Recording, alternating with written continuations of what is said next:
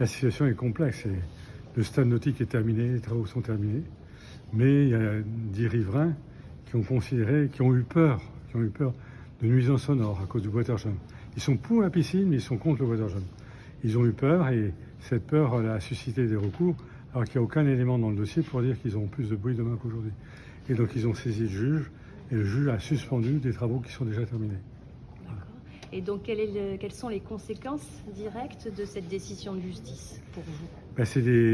C'est beaucoup de monde qui ne pourront pas bénéficier de cet équipement qui a quand même coûté 40 millions à la métropole et à la ville. Donc c'est quand même dommage de le mettre, de ne pas l'utiliser tout de suite. Et surtout, il est très attendu. Si vous discutez un peu ici dans Mérignac, les gens vous disent oui, c'est bien, on a un stade nautique. Puis c'est pas que les Mérignacais, c'est aussi les habitants des autres communes. Donc c'est un dommage très important, sans parler des conséquences financières si le stade nautique ne vaut pas tout de suite. Et là, l'UCPA, qui est l'exploitant, ne pourra pas avoir des recettes, sans compter pour notre personnel, qui du coup va vivre dans l'incertitude pendant toute cette période. Et quels espoirs du coup a-t-on pour voir rouvrir cette piscine un jour, et puis à quelle échéance? Il y a deux types d'espoirs. Il y a des espoirs dans la procédure.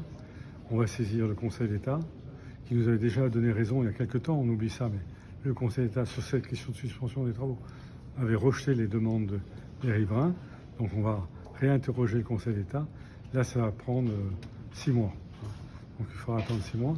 Et puis ensuite, après, on va faire l'étude d'impact quand même parallèlement, en même temps. Et donc l'étude d'impact va mettre 20 mois. Il faut revenir après devant le tribunal, donc mettons à une année. Et dans une année, si on a une étude d'impact, on peut espérer que le tribunal dise il manquait l'étude d'impact, elle existe maintenant, donc c'est bon, vous pouvez ouvrir. Donc il n'y a pas de possibilité que la piscine rouvre plus tôt? Si, il y en a une, mais je ne vous la dirai pas.